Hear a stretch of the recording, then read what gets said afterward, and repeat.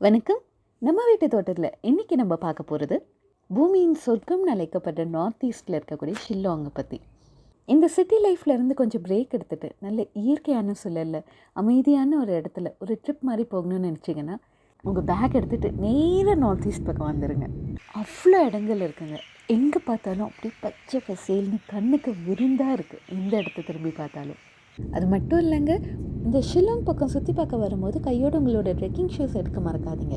உங்களை யாராச்சும் வெயிட் குறைக்கணும்னு நினச்சிங்கன்னா, ஆனால் ஜிம் போடுறதுக்கு ரொம்ப சோம்பேறித்தனமாக இருக்குது, இல்லை சாப்பாட்டில் கம்மி அதை பற்றி பேசவே பேசாதீங்க அப்படின்னு சொன்னீங்கன்னா சிம்பிளாக ஷில்லாங்குக்கு ஒரு ட்ரிப்பை போட்டுருங்க. காரணம் என்னென்னா, இங்கே நீங்கள் எந்த இடத்துக்கு போய் சுற்றி பார்க்கணுன்னாலும் கண்டிப்பாக நீங்கள் ட்ரெக்கிங் பண்ணியே ஆகணும். இந்த வீடியோவில் நம்ம பார்க்க போகிற இடம் எதுன்னு பார்த்தீங்கன்னா எலிஃபண்ட் ஃபால்ஸ். இந்த எலிஃபண்ட் ஃபால்ஸ் சிட்டியிலேருந்து ஒரு 10 கிலோமீட்டர் வெளியில், அதாவது காஷி ஹில்ஸ்னு ஒரு இடத்துல அமைஞ்சிருக்கு. இந்த இடத்த பற்றி சொல்லணும் அப்படின்னா, இந்த இடத்துக்குன்னு ஒரு சின்ன கதை இருக்குது. அந்த கதையிலேருந்து ஆரம்பிப்போம். இந்த ஊரில் வாழக்கூடிய காஷி மக்கள் இந்த ஃபால்ஸுக்கு கஷீர் லே பத்தங் கோஷியோன்னு பேர் வச்சுருந்தாங்க. அப்படின்னா இது ஒரு 3 அடுக்கு வாட்டர் ஃபால்னு அர்த்தம். 18ஆம் நூற்றாண்டில் இந்த இடத்த சுற்றி பார்க்க வந்த ஆங்கிலேயர்களில் ஒருத்தர் இந்த மலைக்கு பக்கத்தில் ரொம்ப பெருசாக யானை உருவத்தில் ஒரு பாறை இருக்கிறத கண்டுபிடிச்சார். அதுக்கப்புறமா இந்த இடத்துக்கான பேர் எலிஃபண்ட் ஃபால்ஸ்னு பேர் மாற்றப்பட்டது.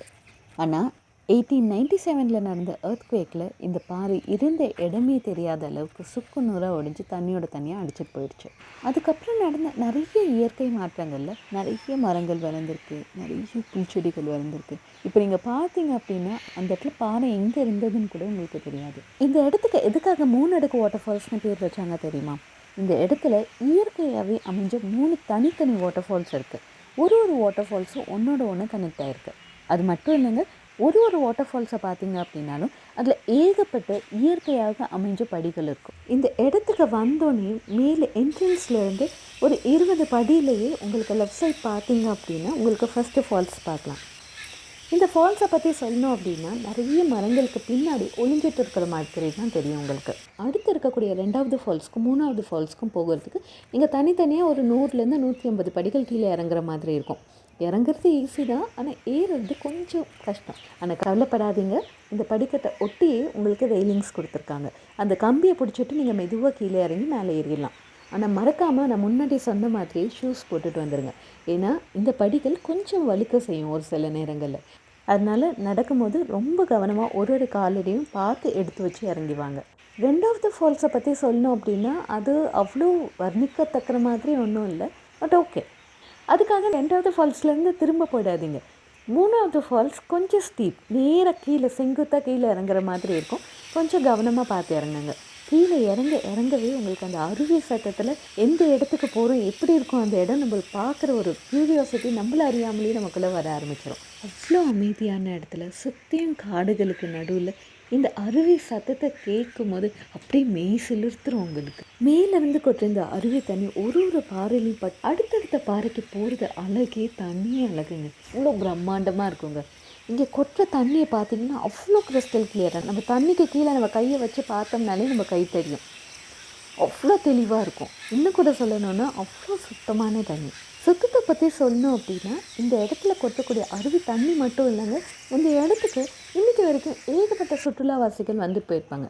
பட் இருந்தாலும் இந்த இடத்துல நீங்கள் ஒரு இடத்துல கூட ஒரு பேப்பரோ இல்லை ஒரு சாக்லேட் பேப்பரோ இல்லை ஒரு பிஸ்கட் பேப்பர் கூட நீங்கள் பார்க்க முடியாது.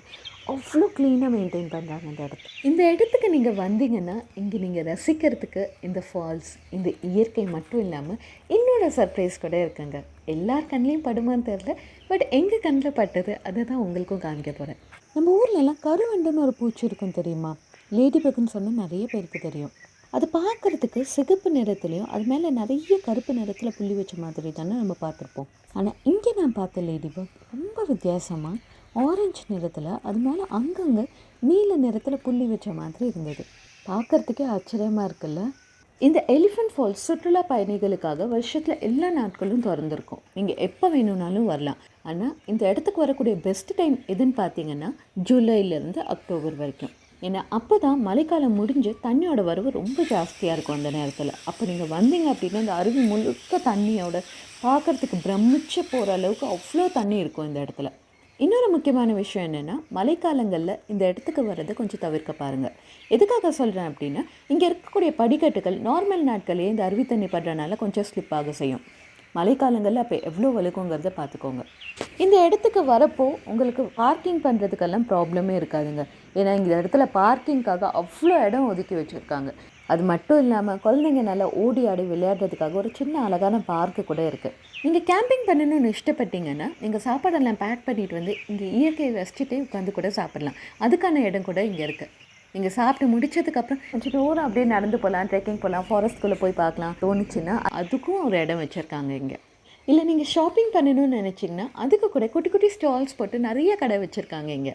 ஒரே வரியில் சொல்லணும் அப்படின்னா, இங்கே இருக்கக்கூடிய இயற்கை மட்டும் உங்களை பிரமிக்க வைக்காதுங்க. இங்கே இருக்கக்கூடிய மக்களும் இந்த இடத்த அவ்வளோ நீட்டாக, சுத்தமாக, க்ளீனாக, அவ்வளோ அழகாக மெயின்டைன் பண்ணிகிட்ருக்காங்க. கண்டிப்பாக இந்த இடத்துக்கு நீங்கள் ஒரு தடவை வந்தீங்கனாலும் போதுங்க, உங்கள் வாழ்நாள் முழுக்க இந்த ஞாபகங்கள் அப்படியே இருக்கும் உங்களுக்கு. இந்த வீடியோ உங்களுக்கு பிடிச்சிருக்குன்னு நினைக்கிறேன். பயனுள்ளதாக இருந்ததுன்னு தோணுச்சு அப்படின்னா லைக் பண்ணுங்கள், சப்ஸ்கிரைப் பண்ணுங்கள், அப்புறம் உங்கள் ஃப்ரெண்ட்ஸ் எல்லாருக்கும் மறக்காமல் ஷேர் பண்ணுங்கள். கையோட நான் வாரம் அப்லோட் பண்ணக்கூடிய வீடியோஸோட நோட்டிஃபிகேஷன்ஸ் பார்க்குறதுக்கு பக்கத்தில் இருக்கக்கூடிய பெல் ஐக்கானையும் மறக்காமல் கிளிக் பண்ணுங்கள். தேங்க்யூ.